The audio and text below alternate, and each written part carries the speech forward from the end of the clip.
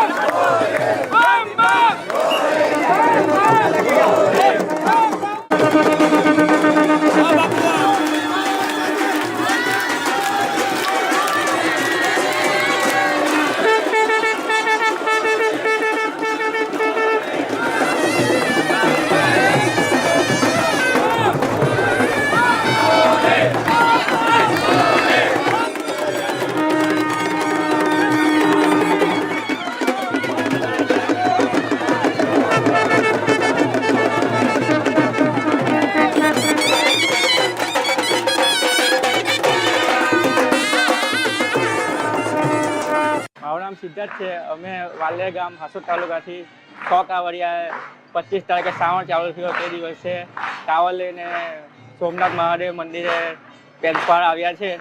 અમે શ્રાવણના બીજા સોમવારે સોમનાથ પહોંચ્યા છે અને અમને મહાઆરતીનો લાભ મળ્યો છે અને ઘર મહાદેવને અર્પણ કરવાનો મોકો મળ્યો છે।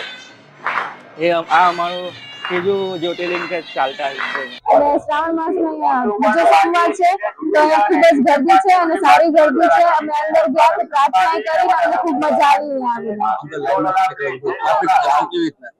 દર્શન થઈ ગયા શાંતિથી, એકદમ અંદર હતું ટ્રાફિક હતું પણ દર્શન થઈ ગયા શાંતિથી। વ્યવસ્થા એકદમ સારી છે।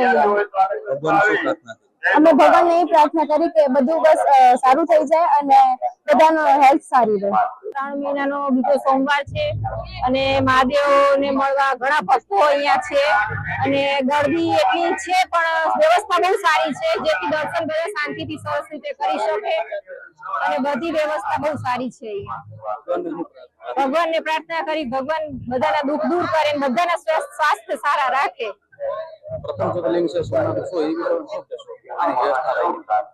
વ્યવસ્થા તો ઘણી સારી છે અહીંયા। આ પેલા પણ આવેલા બધી રીતે કોઈ જાતની તકલીફ અહીંયા થતી નથી। બહુ સારું